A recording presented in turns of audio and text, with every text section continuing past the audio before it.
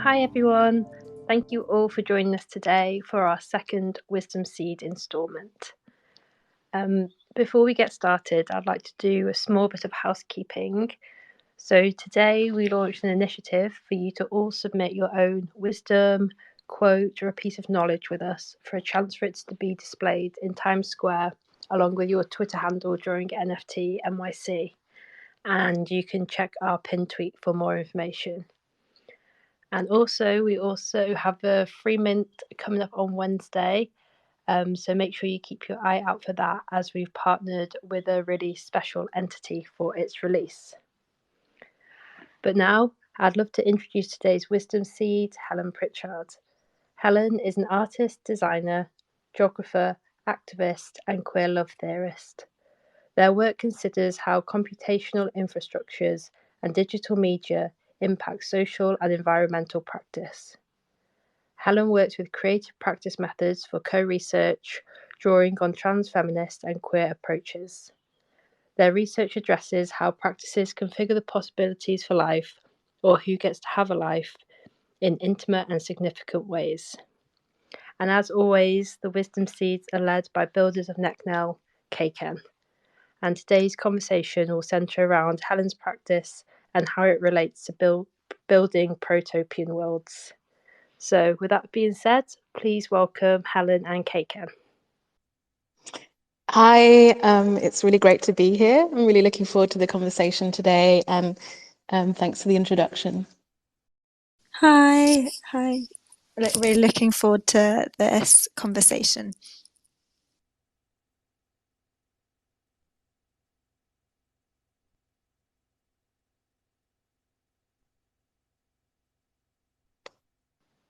Are everyone's mics working okay?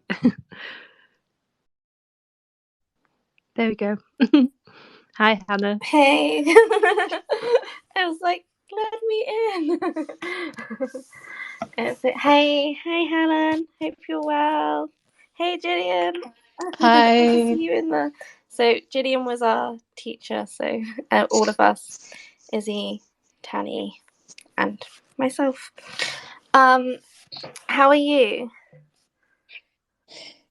Yeah, it's really nice to be in this space with you and get to talk and dream a bit together. Yeah, I'm really excited.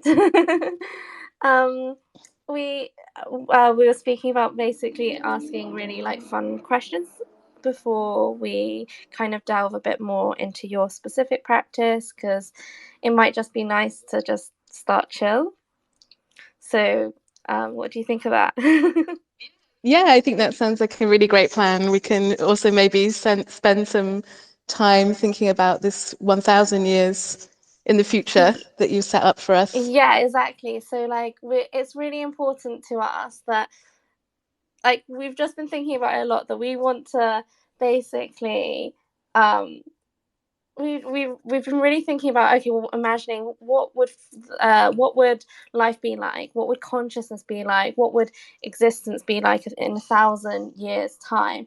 And I guess for us it's almost like this idea of like radical imagination is important for change. And if we imagine a space so far ahead in the future, no one can tell us that these things aren't possible.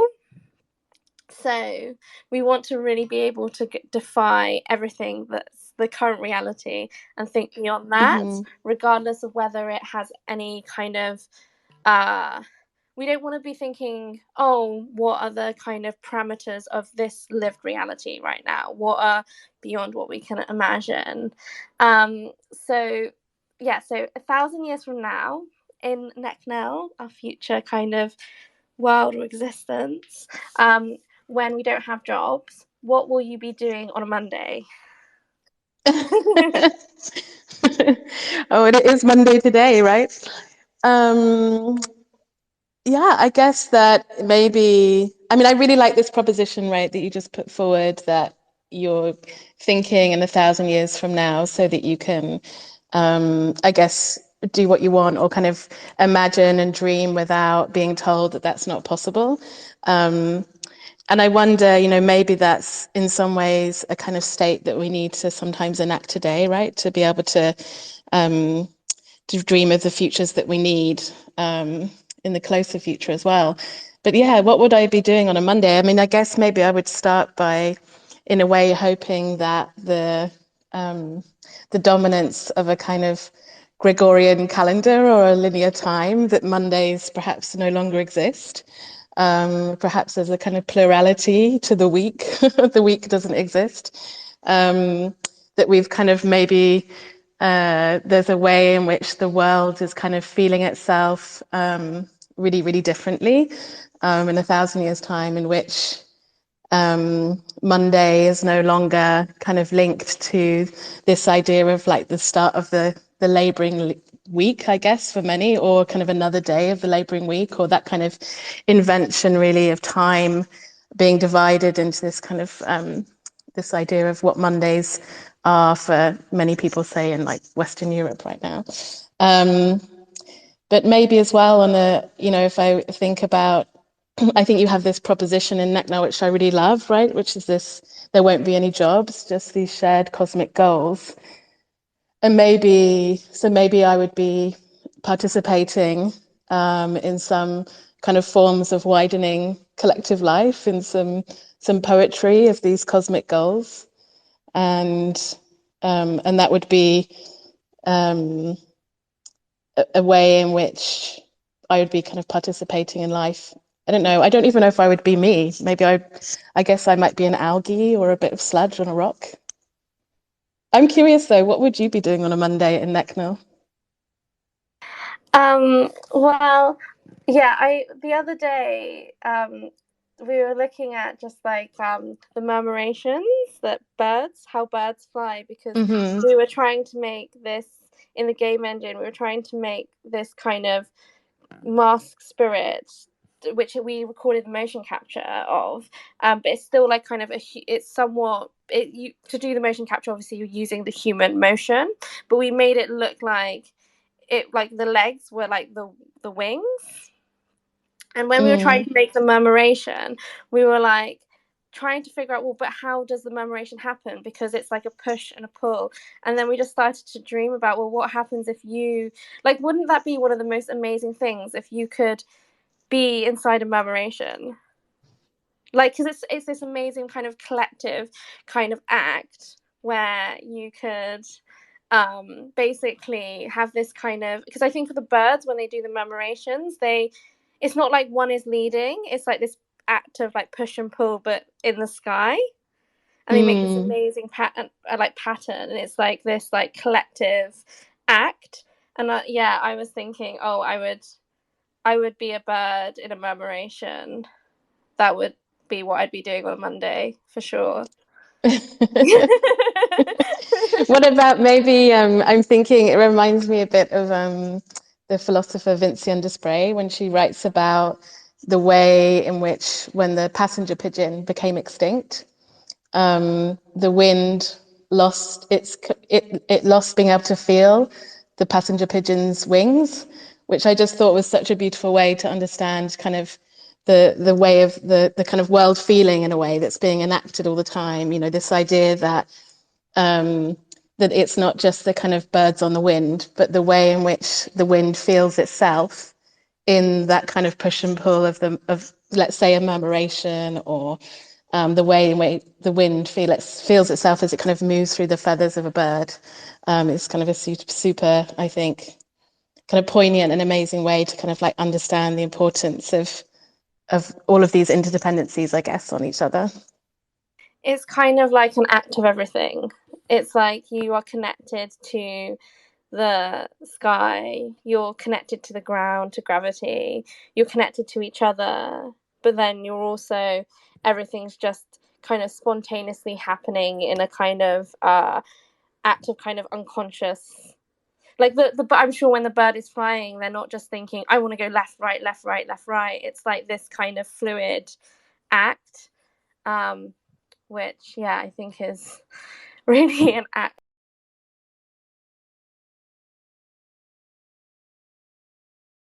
It feels like an act of everything, and an act of kind of to be kind of I'm curious because were you modeling the birds? Were you trying to 3D model their movements or map their movements?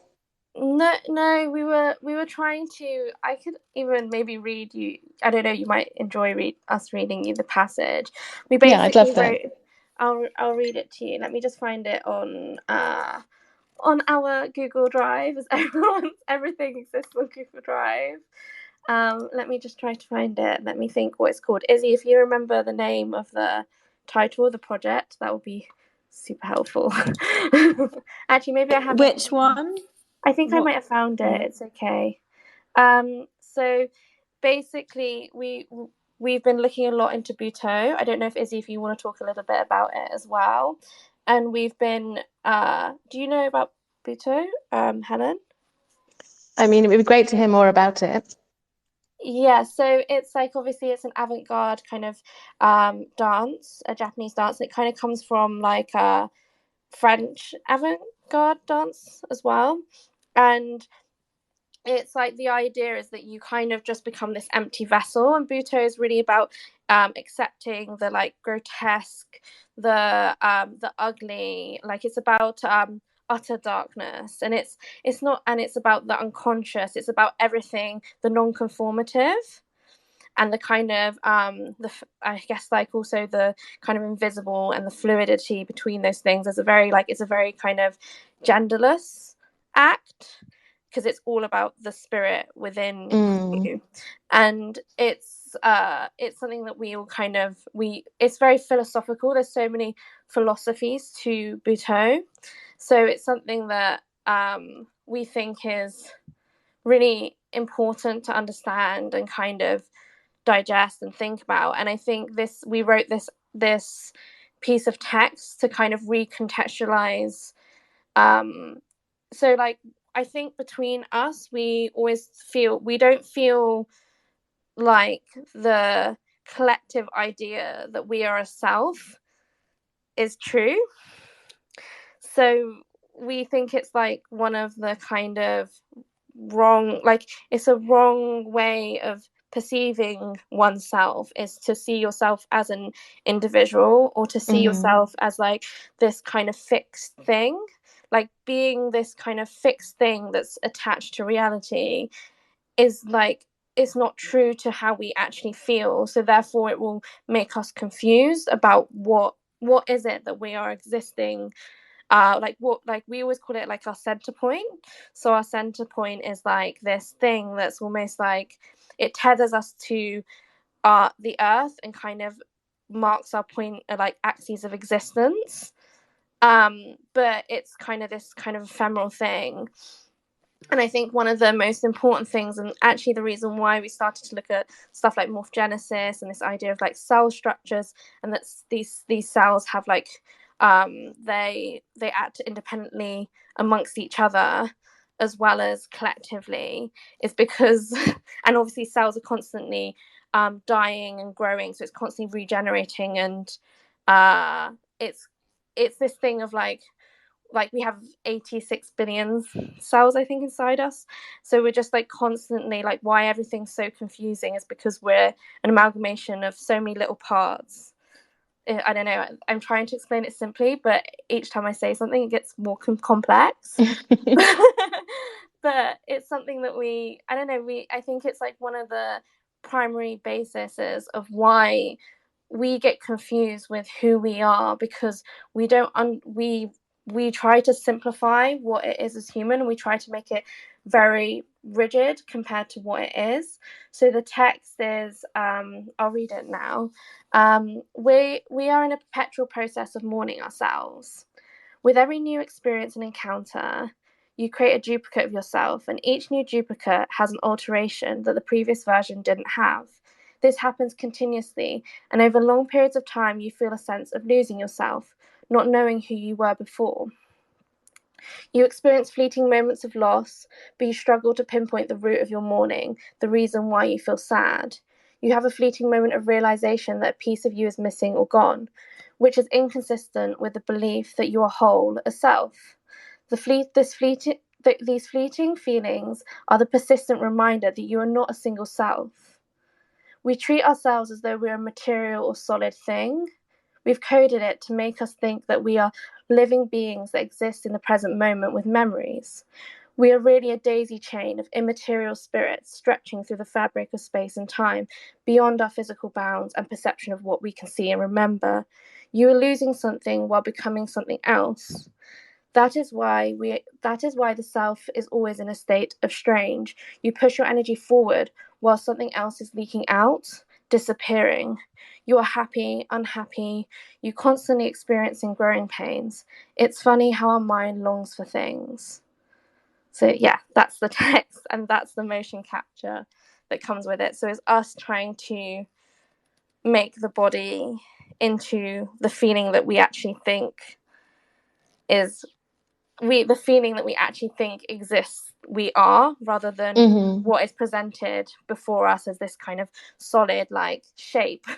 That's not true. And we ended up making the motion capture, the legs became wings and all kinds of things through it, and it was through this kind of spirit of like Butoh, essentially. But it is important to this future thinking, because it's this idea of the self being this solid thing for us is, we think, is like one of the worst, like the biggest mistake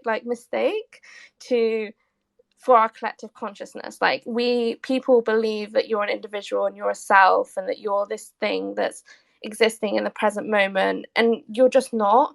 And if we recognize that we're not, we'd understand why we feel strange all the time. Like, we feel strange because we're much more fluid and constantly things are appearing and disappearing. We're this kind of more fluid thing.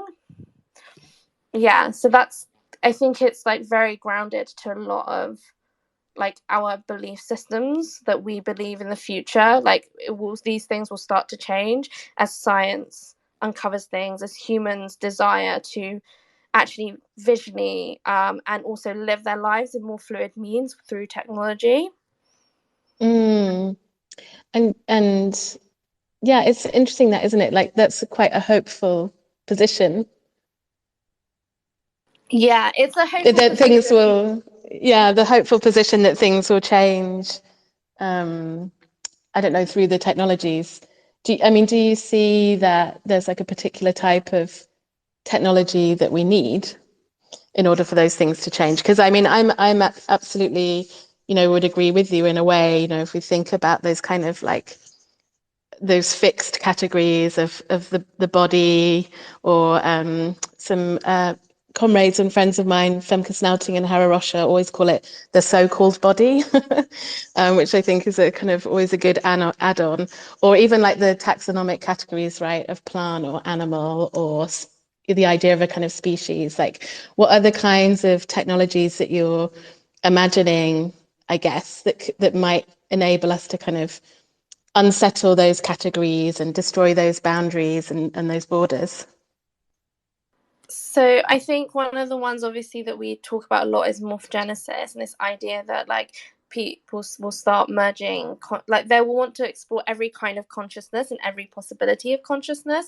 So there'll be ways in which like they like will be re-organically, or like you would even create a simulation where you'd be re-organically re-engineered into combining other species together and creating new forms of consciousness. Like, I think there's a lot of possibility with organic re-engineering, that I think it would be like potentially, obviously, like, for example, the Silicon Valley sort of esque people, whatever, they're like they just want to have life extension. They want to merge with a jellyfish to have life extension. But those are very like, they're very power driven, kind of really unconscious ideas that are just a bit rubbish, and they also don't like take on the kind of consequences of these life forms. Like, a lot of them have very interesting, like they might live for a really long period of time or forever, but it doesn't quite work the way that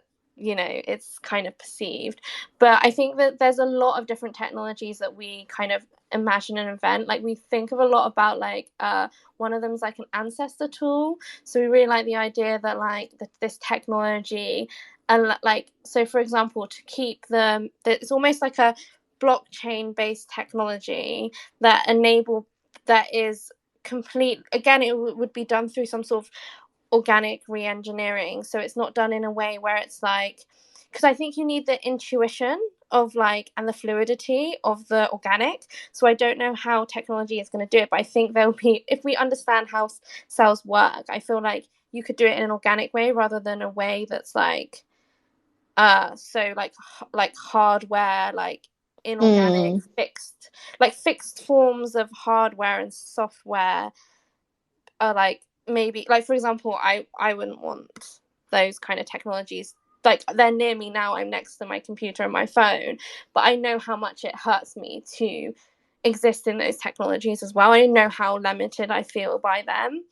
But I think that, like for example, the ancestor tool, we thought a lot about how, like, could you have a technology that is so intuitive that at certain moments in time it will just like a whisper or like some sort of like word or connection, just when you've made the connection in your brain, well, then you'll hear it through your ancestor, but through your body you'll feel it through your ancestor. So it's almost like it brings back alive the, like, feelings that were already there, and it accentuates it so that you can experience it more vividly. So for example, I think actually Kazuo Ono, one of the Butoh, one of the founders of Butoh, he spoke a lot about how, like, we are kind of foolish to think that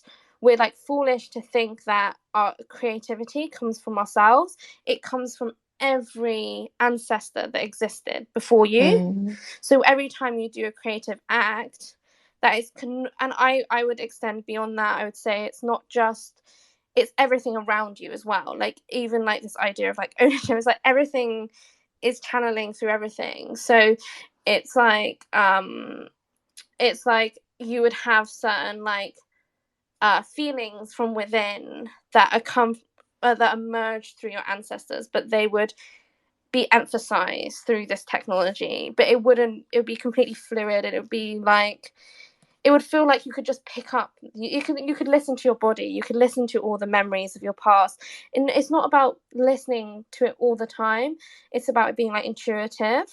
So I think things like that we would, like, think a lot about. We think a lot about how to emphasize, like, what do we already have within our operating system that is, like, super amazing. So, like, for example, it's like the reason why a computer is so limiting is because we need our whole body to be able to communicate. Like, right now when I'm talking to you, I'm moving my hands because even though we're just hearing each other's voice, I want to communicate to you through my body.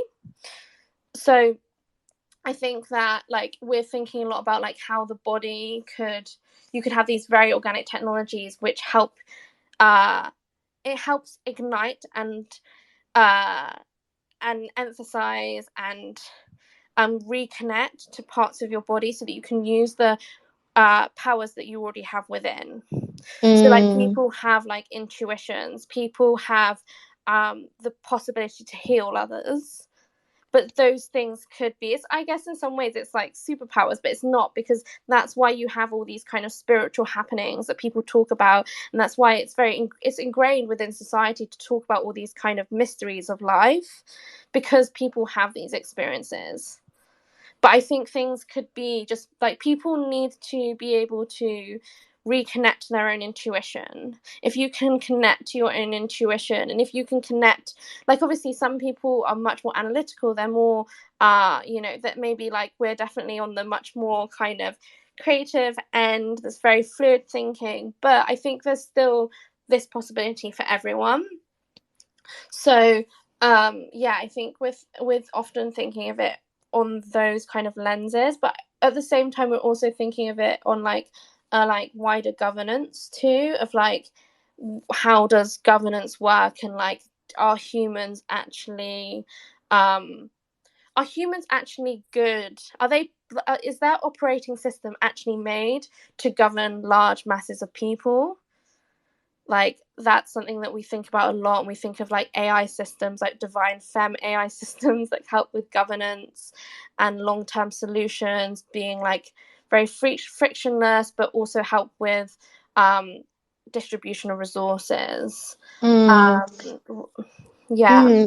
I mean, I love what you're saying in terms of like, what would it mean to really have a kind of technology otherwise, or a computing otherwise, in which it's the kind of feeling of the world, right? Like the feeling of the world and being the world is the kind of premise for how it operates and what it does in the world. And it strikes me that that's a really, really different starting point than, you know, we might see kind of like some of those current modes that you were also mentioning, you know, their kind of work on these kind of like through the operations of things like extraction, right? That's how they aim to, or measurement or categorization. And actually kind of in this sort of image, or this like prototypian technology future you're kind of laying out for us, you know, I can imagine that not only is there a kind of felt intuitive like sensing practices which kind of emerge from it, but also, you know, it's able to kind of create knowledge differently, right? Like knowledge from things like I don't know, like from sleeplessness, or knowledge from thinking, like thinking about like different types of accountability, or like the different types of knowledge practices that might come from self-organizing. You know, maybe one of the ways in which we might kind of collectively govern isn't a kind of like overarching operating system which organizes resources, but instead, you know, if we're able to really attend to that creativity or that creative life force of the world, that actually we might be able to really think about the resources and how we share them in a really, really different way. And, you know, I guess like one of the modes of like current technologies and the way in which they act in really extractive ways is they actually deplete, right? And in our project, the Institute of Technology in the Public Interest, we have this term of digital depletion, right? So we say we want to fight against this modality of digital depletion, in which, in a way, like lots of the ways that we operate are getting taken over, you know, by those Silicon Valley big tech companies. And actually what they're doing is depleting our creative life, right? They're depleting our community resources to be able to organize, to manage, to resist, to love, and to feel, right? Which is what I'm really hearing from you now as well. Like, what might it mean to kind of imagine this, like, I don't know, like sludgy, smoochy, slimy, biotic kind of future, right? Of like kind of flourishing and liveliness. Yeah, for sure. I think we've just got things, we're like in a strange direction, but at the same, it's like I feel like we're in a strange direction because it's so much like the systems that we're in are like, things are very, like, we take things as very fixed, and that's like a huge implication. But then at the same time, there's so many existences going on right now with so many amazing ideas and inventions, and there's just so many variables to the kind of human organism and the collective, like, human organisms, and I think that, like, always, like, we talk a lot about, like, our hope is that, like, this kind of like the Rupert Sheldrake idea of that, you know, he talks a lot about collective resonance. And I kind of, you know, when I think of, like, my example is always like when you watch TV a few years ago, and like you watch it back and you see how terrible people were, and so many things misaligned to like what our belief systems are now. And I do think there is some level of collective resonance. So our kind of hope on it is that we will start to appreciate, like, we'll start to value the immaterial.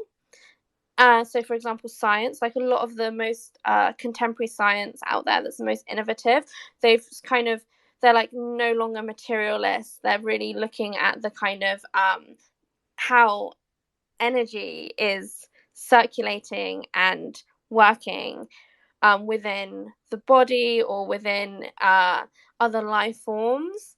So I think this idea of like both collectivity and immaterial, as that gets more popularized, maybe that will shift an understanding in our existence that will help people not only realign with themselves better, but they will also, of course, because it starts with you need to connect to yourself to be able to give outward. But I think even if the kind of rigid kind of Silicon Valley, very like, you know, they're successful within the system, so why would you want to make it change? Because they're profiting. But I do think that the scientists will help with that, because a lot of science is now not aligning with a lot of things.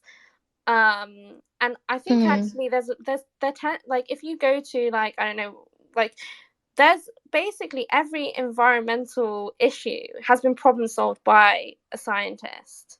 Like, it's not that we can't care for our environment better. We have all the knowledge there, and we have all the people that actually, there's a lot of people that also want to do it.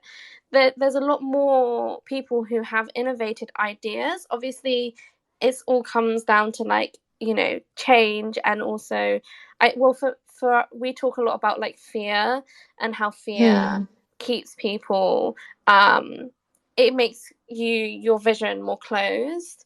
And obviously in a time where you don't know what the future is going to be like, but at the same time I do think there is also a collective resonance. Like, people want to know more. We're pre-programmed as like humans. Your natural disposition, before, like, obviously it's dependent on your obviously it is dependent on your kind of chemical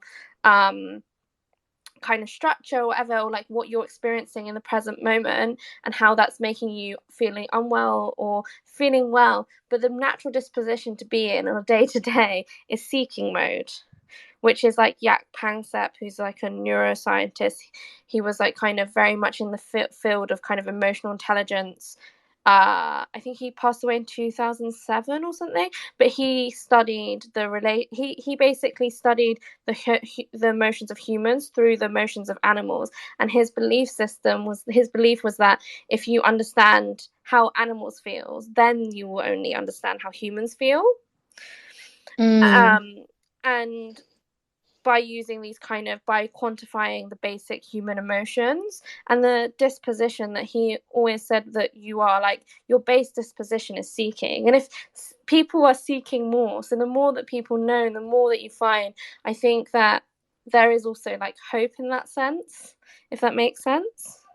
Yeah, absolutely. And I think you're right about kind of also what type of science gets given space, or what kind of science gets written about, and how that gets taken up by people. I recently met a evolutionary biologist and soil scientist, and I was kind of amazed when she told me that actually in their practice, so they create these kind of long lists of numbers in which they use to be able to kind of map the biodiversity, say, of an area, that they're a forest or a landscape.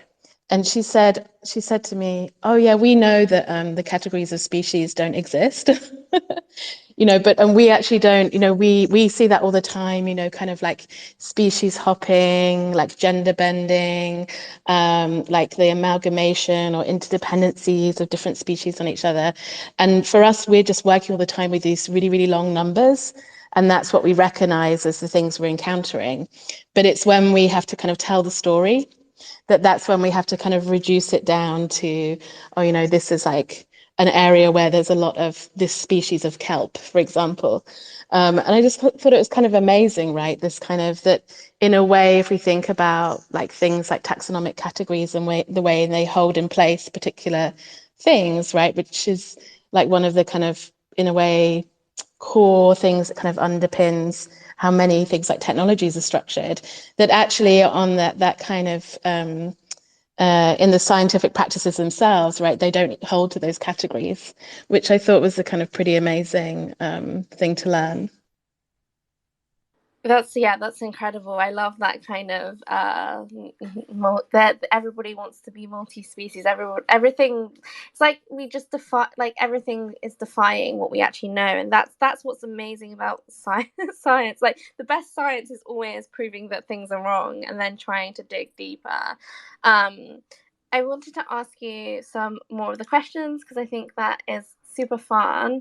So maybe let me see what question.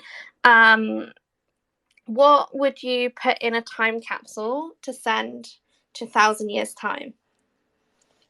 Oh, this is really difficult. I was a time capsule. Okay, so this is difficult because the things that immediately spring to mind are things that are kind of living and lively, and I'm not sure how well they'd survive in the time capsule, but maybe something needs to be kind of infrastructured in that. I think perhaps one of the things that maybe I might send in a time capsule might be some mycelium or a spore library, because I think perhaps they would have a kind of amazing capacity to stay dormant in that time capsule. At the moment, on this project, Regenerative Energy Communities, that I'm working on with Eric Snodgrass, Miranda Moss, and Daniel Gustafsson, we are thinking a lot actually about something that you brought up earlier as well, Hannah, which is like, how might we know the kind of energy of the world, the kind of geochemistry of the world differently? You know, if we could feel the kind of matter and energy of the world differently, how might that change our practices? And some of the ways that we're doing that is thinking about different types of micro energy. So we're trying to really kind of experiment with things like crystals and things like urine-powered microbial fuel cells. But also one of the things that we're learning a lot with and thinking a lot with is mycelium spores and fungi. And Daniel's been working on a mycelium wind turbine. So we had this idea, what would it mean if you could kind of create a micro energy generator which could also kind of contribute back into the soil? What might it mean to kind of think about these different infrastructures and technology futures if instead of kind of starting with things like optimization and extraction to think about the future, we actually started with like nourishing the soil? And so we've been learning and thinking a lot with mycelium. And one of the things which Daniel's been developing for our energy lab is a spore library in which people can also kind of share and swap different fungi and mushroom spores. And one of the things that we've learned about them is that spores, interestingly, like they change quite a lot if you move them from their place of origin. And they have these kind of like transformational journeys. And so perhaps the kind of spore library from the Regenerative Energy Community Lab might be something we could put in a time capsule to send to NECML. And you could have everything from kind of like mycelium sort of structures there, right through to all of the kind of interconnections that mycelium and fungi offer us. That's really beautiful. I just kept like seeing visuals of like this wind turbine, but this wind turbine is made out of like mycelium, but it's connected to underground, and it has this kind of cyclical. I was just like, oh, this looks great. Like, we often joke that the mycelium wind turbine is the most charismatic of all our prototypes that we're working on. Yeah, it's definitely very vivid, the idea, but it also makes kind of complete sense. I have quite an affinity. When I was a little kid, I remember we had like no money, and I remember me and my brother kept trying to save up for a wind turbine. And we put like money in this jar, and then my dad would take out the jar and use it, and then me and my brother would put it back in the jar and try to save up for this wind turbine. In our head, we just thought we would be able to do it. So And all you needed was some mycelium. it's like I should have put the mycelium in, and then it would have just grown into a wind turbine just outside my house. The Cornish wind is very strong, so I'm sure it would have generated a lot of energy. I'm going to ask you more questions because this is fun. I think, okay, so name like one book or text that you'd like to enter into the library of Now. Oh, just one? No, just one do for the more. library? Do more if you want, actually. Maybe I should try to challenge myself to one. Maybe I would choose, I think that like poetry hopefully is a big part of now. And so maybe I would choose to put in a book from a good comrade of mine, Cassandra Troyan. They're an abolitionist thinker and poet, and their book Against Capture, I think, would be quite a good fit for this dreamy Necknail space, because in a way it's a kind of call for, or it's a book which kind of plunges into these different types of freedom dreams, and kind of deals with like the struggles that we need to make against borders and whiteness and patriarchy, thinking about the ways in which also we might kind of abolish the category of species in the book. And I think as well, the book's really written during COVID, and perhaps also it would be a kind of like snapshot of this particular moment. So I think that would be the gift in the book. It also has a couple of poems about hedgehogs, which I think would be a pretty nice thing to read in Necknail. That's really nice. Okay, I'm going to ask next question. Let's see. What does your ideal distant future world look like? Like if you could create like a space, like we always think of like there just being loads of spaces that you can go into, but they're kind of, you can create simulations, but they feel as real as the earth. And I also think that they would have the organic mass, they would like be able to exist in the same kind of life forms as like that you would, it's not just like a fabricated digital world, it's much more than that, if that makes sense. Like it would be like organic kind of bioengineering into simulations, like that's more how we like to think about it. So what kind of world would you, what would your distant ideal future world look like? I guess ideal is not the right word, because I think ideal is like there's nothing ideal, like everything is an amalgamation of positive and negative and just so many variables. But I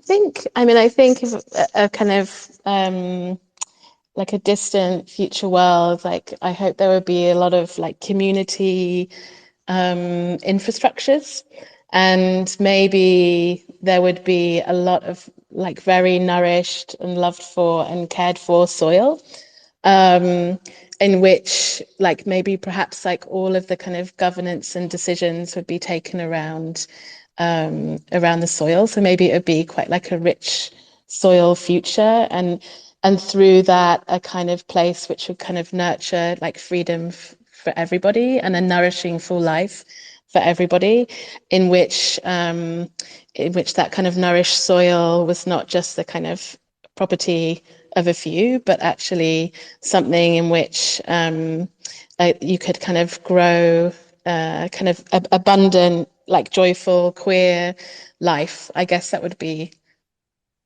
what my ideal distant future would look like. And maybe amongst that, there would be many kind of spaces for, maybe there'd be some soft mycelium cushioning, some spaces of poetry. There would be a kind of, I think there would be a queering of the damages, perhaps, that we've experienced through things like racial capitalism and the depletion of big tech. So there would also be a kind of like attending and queering to those damages, and taking them up and creating a very, very different possibility for lives, and kind of widening the possibilities for life for everybody. I was getting lost in it.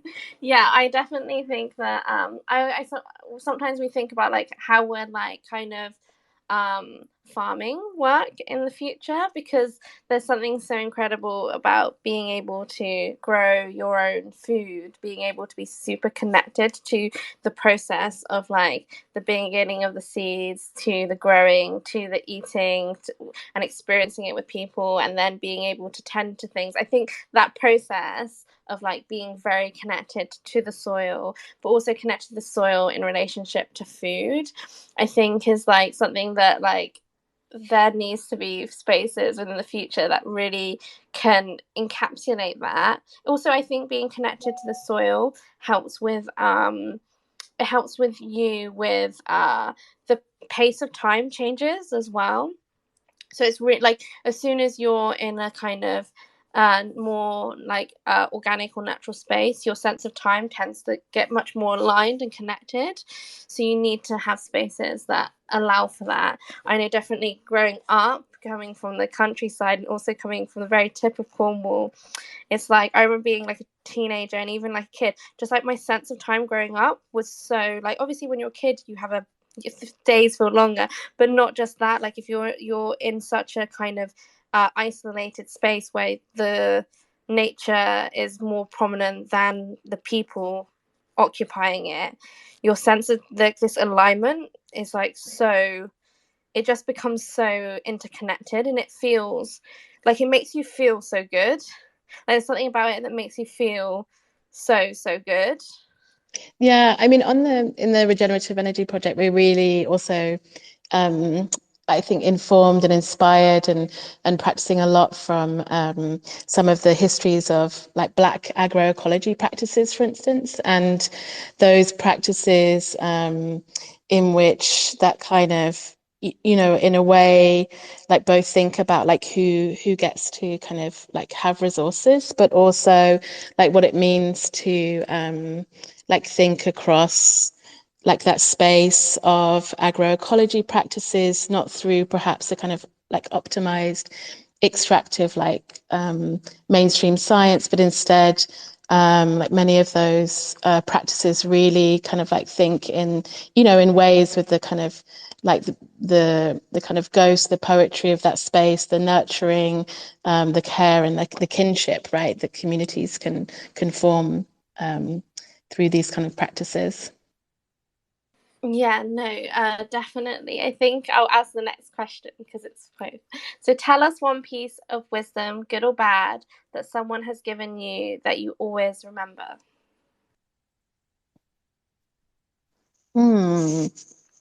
A piece of wisdom. Maybe I guess like maybe this is going to be like a moment for thinking in a trans-species way. And recently, Ren Britton and I were kind of speculating and dreaming with this metaphor of 4CS, in which we try to think about different formulations of of the CS, which often gets to stand for computer science. And we were thinking of all of the different combinations of CS, like cushions and stargazing, crying sabotage, and also careful slugs was one of them. And so we then kind of set out and we thought, okay, well, what would it really mean to like think with the practices of slugs in the way in which we might like start to design technologies. And one of the things that we learned about from slugs is that they have like a particular type of stickiness, which both kind of like lubricates their movement, but also sticks them to surfaces, which is just kind of like this amazing, like I think slug practice to think with, right? Like what does it mean to kind of both stay sticky, so to like stay responsible and accountable, but also to be able to like move. And so we called this a kind of like lubricated accountability that we learned from the careful slugs. So I think maybe that might be like a particular type of wisdom that could be important in a space like NEC now. That's really beautiful. I really like that. It was making me think of so because obviously Gillian's in the cool with us listening, but there's with Haruka, who's one of that she was in the couple of years below me, and she's incredible. She like one of her works was like I remember she carried a potato with her for like months, but on like she just carried it on a piece of rope and just walked it like a dog every day and just watched it change for ages. And I remember there was a time where me and her were like, okay, we're gonna try to become snails, and we like tried really hard to become snails for like a few hours, and we were trying really hard to like imagine what it was. And then I think I had to go see my brother and his new girlfriend, and she thought I was absolutely crazy because I was just explaining this to her afterwards, like, oh, I just spent the last 2 hours trying to train to be a snail. And she would just looked at me like, oh, who is this person? Like, what's happening? But we were really trying, like, we were really like trying to like, you know, get into the like, what does it mean? Yeah, I mean, I think there's also a shared quality, right, between the careful slugs and the careful snails. Maybe something around slowness and stickiness as well. Yeah, it's a really nice like metaphor to like think about slowness. Like, I don't know, I feel like I need to spend longer thinking about the relationship to like slowness, stickiness, and like permanence and impermanence, because like a slug is also very impermanent at the same time. Mm-hmm. Because I remember the other day there was a slug in my corridor, and I like put it outside, and I was thinking, I looked at it for a second. I was like, am I going to leave you there, or am I not going to leave you there? And then what's my like responsibility on this? And I moved it, but then also like I was thinking, but I couldn't tell if it was alive or dead to begin with, and I was just thinking about how fragile it was, but also how it was like super stuck to the ground. But yeah, I think there's something, I don't know, it's just like the weird wisdoms that you can get when you like analyze like the meaning of why an organism exists, because there's so many types of them and they have such different weird purposes. But yeah. I mean, I was going to say as well, so many of them have also, in a way, we can think about how so many of them have like made particular scientific practices or technologies, like the way in which like the algae or the diatom was like really a kind of big part of the invention of the microscope, or the way in which I think also the slug stickiness has informed like a whole kind of array of this hydrogels that are used in heart surgery. So I don't know, there's also, I think, this way in which we can like shift our thinking and our trans species thinking to also like really account for like those amazing qualities, right, of whether it's like algae or slugs or, you know, these other kind of critters that we are interdependent with. Like, it's a lot to do with like our value system. It's like we have to, I think 99% of all species are extinct in relation to how many exist now, which Michael Levin, like a lot of his like ideas for morphogenesis is like it would potentially have the possibility, if you have like, you can bring back species that no longer exist. This is, I don't know, I don't really know how exactly, but I'm kind of like, yes, please do that. But I think, yeah, being able to like our value system on things and the way that we look up and down on things is very funny, when like we could look at things almost from like with serendipity, and we can look at things with curiosity and an open eye if we kind of change our hierarchy on how we observe things. Yeah, I mean, that also reminds me like of another, I think, amazing bit of wisdom from Cara Keeling, who I think in her book, she has this line like about always starting in the middle, because of the way, like the need and the importance to like tune to the improvisatory possibility. And that's where we might find the kind of openings that we can push into, right, for like transformation and change. Yeah, no, I think I'm going to ask you another question, I think, before, because there's only three minutes left. Okay. So we're like, okay, I'm going to ask them really quickly now. I'm going to make up one. So I've got some questions. I was like, what does love look like in 1,000 years' time? Well, I guess the question might be, what does love feel like, right? In 1,000 years' time. Exactly. I'm making it up in my head now.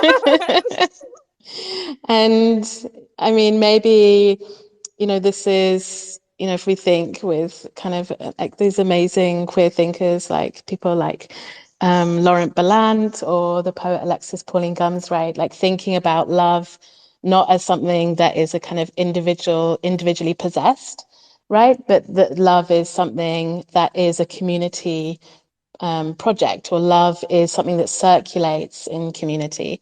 So maybe that's what love will feel like in 1,000 years' time. That's really beautiful. What industries, spaces, or landscapes do you look to for wisdom? Industries is kind of, sorry, I'm like reading the questions at the same time as knowing them. What was it? What industries? Yeah, what science? Like industries, space, or landscapes do you look to for wisdom? Yeah, I mean, I think it changes a lot all the time. I think, I think there's some amazing practices in some of the kind of regenerative or agro-ecological practices right now in relation to soil that are really like a place that I'm kind of looking to, especially people like Leah Penniman's work on the Soul Fire Farm, kind of amazing inspiration for like thinking about a very, very different relationship to community resources and technology.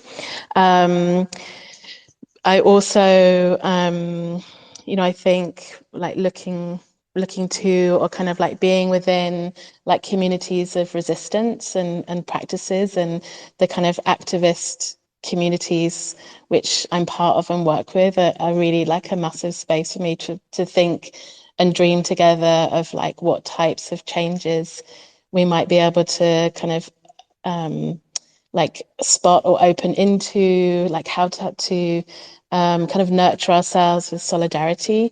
I think also the kind of work of like abolitionist thinkers, people like Ruthie Wilson Gilmore, for example, are kind of like an amazing place to kind of inhabit, and also kind of think about how, we might kind of abolish particular types of infrastructures and practices and actually move towards a more flourishing and joyful future. That's really beautiful. I've got like lots of things to research. It's really good. And then I think another thing that be like, what does a leader look like for you in 1,000 years' time? What does a leader look like? Mm. I think maybe in 1,000 years' time, like maybe everyone's a leader or nobody's a leader, but maybe there's a kind of real understanding and a practice of self-organization, in which, communities are able to realize and the world is able to realize itself for itself. And there's kind of practices that we might learn from now, from things like mutual aid and like abolitionist practices, kind of like working towards a set of future practices in which, maybe like poets are leaders, and they're helping us to kind of organize our operations and self-organize. I think it's 7 now, so I don't want to take up like super amounts of your time, but I think all of the stuff you said is like really incredible, and we really appreciate you being with us today. And yeah, thank you so much for being here. I don't know if Emily, if you want to say anything. I'd just like to say thank you once again for having this like conversation, out in the open. It's like really amazing. And I think something interesting from what you were just last saying then about leaders and community is that within this sort of like Web3 space, community management has become such a sort of integral and new role. But I've always had a problem with it being a community manager, because I don't think our communities want nor need to be managed either. So it's super interesting to think about how that would take shape in Necknell in 1,000 years. Hannah, will you be in Discord for a debrief now? Or have you got time? Yeah, I can do that. Helen, is there anything you want to ask us as well? Any last things? I guess just, thank you. It was a really, really fun and inspiring conversation. And I am looking forward to also spending some time in the Necknell space as well. Yeah, we're hoping to I think it's just, for us, it's just really important to reimagine without the limitations of the fixed realities out there. And if we can, it's always about defying beyond that, so that we can be more boundless.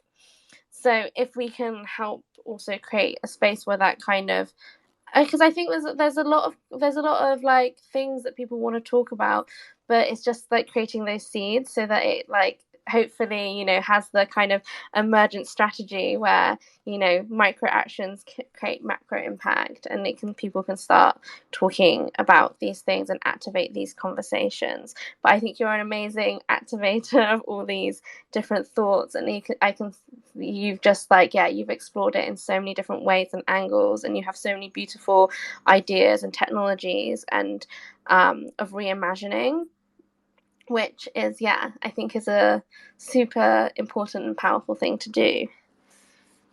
Great. Well, I look forward to our next conversation. Yeah, me too. And we'll be in Discord now, right, Emily, for half an hour.